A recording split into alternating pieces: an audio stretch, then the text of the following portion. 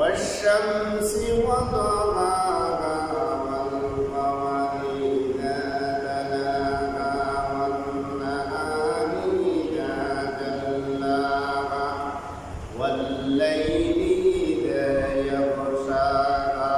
4 নম্বর শপথ, রাতের অন্ধকারে যেই রাত্রি দিনের সূর্যকে ঢেকে। একটা হলো ভালো স্বভাব ভালো চরিত্রের মানুষ, আর একটা হলো খারাপ স্বভাব খারাপ চরিত্রের মানুষ। এই সূরার অর্থের দিকে আমরা খেয়াল করলে আল্লাহ বলেন ওয়াশ-শামসি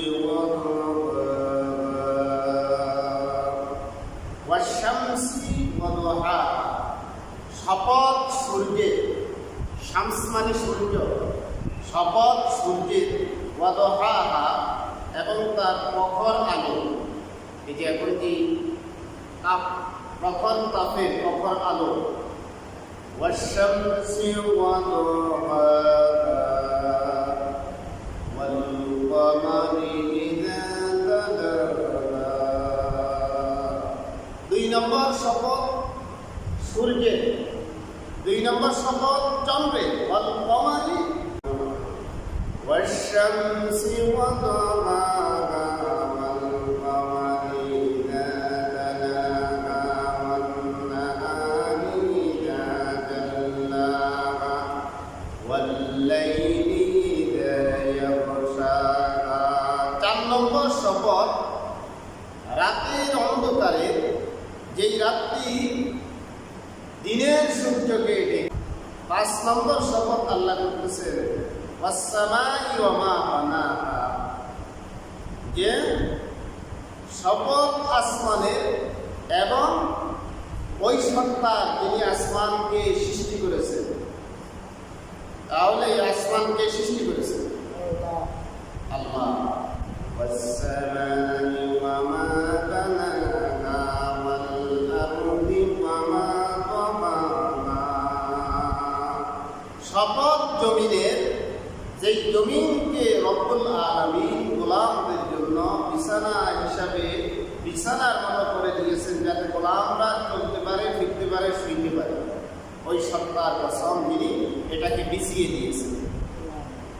ওয়াল আরদি ওয়া মা তাহাহা ওয়া নাফসিন ওয়া মা সাওয়াহা, শপথ একজন মানুষের, যেই মানুষটাকে আল্লাহ রাব্বুল আলামিন পূর্ণাঙ্গ মানুষ হিসাবে সৃষ্টি করেছেন। হাত আছে, পা আছে,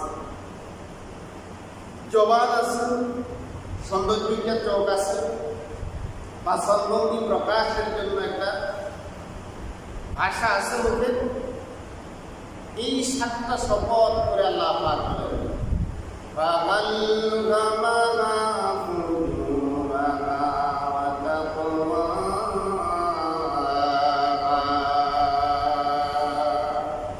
একজন মানুষকে ফাআলহামাহা ফুজুরাহা ওয়া তাকওয়াহা, তাকে 2টা স্বভাব দিয়ে দেওয়া হয়েছে। একটা হলো সে ইচ্ছা করলে পাপ কাজ করতে পারবে, ইচ্ছা করলে পাপ কাজ থেকে আল্লাহর ভয়ে ফিরে আসতে পারবে, পাপ কাজে জড়াইতেই পারবে না। তাহলে সূরার ভিতরে আল্লাহ রাব্বুল আলামিন 7টা বিষয়ের কসম। একজন মানুষের 2টা স্বভাব আর গুণ হতে পারে, একটা স্বভাব ভালো আর একটা স্বভাব খারাপ। এই 2টা গুণ বর্ণনা করে বোঝাতে চাচ্ছেন ভালো হওয়ার ইচ্ছা শক্তি কোনো মানুষের থাকলে সেই ভালো হয়ে যাবে, আর ভালো হওয়ার ইচ্ছা শক্তি না থাকলে সেই ভালো হতে পারবে না, চরিত্র পাল্টাতে পারবে না, যেহেতু তাকে আল্লাহ পাক স্বাধীনতা জমিনে দিয়েছে। পুরা সূরা